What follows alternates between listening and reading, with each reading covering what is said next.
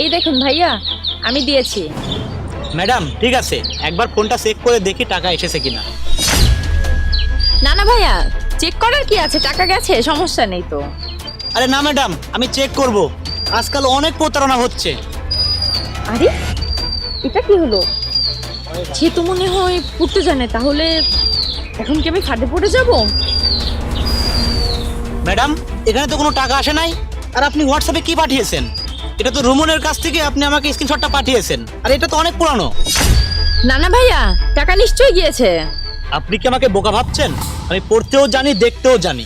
আপনি কত মানুষের সাথে এভাবে প্রতারণা করছেন? আপনি নিশ্চয়ই এভাবে বুঝবেন না, তাই না? বুঝিয়ে দিচ্ছি। কি ব্যাপার ভাইয়া, আজকে নতুন ডিজাইনের পর্দা নিয়ে এসেছেন? কি হলো? ও ভাই, তুমি এত মন খারাপ করে বসে আছো কেন? কি হয়েছে তোমার?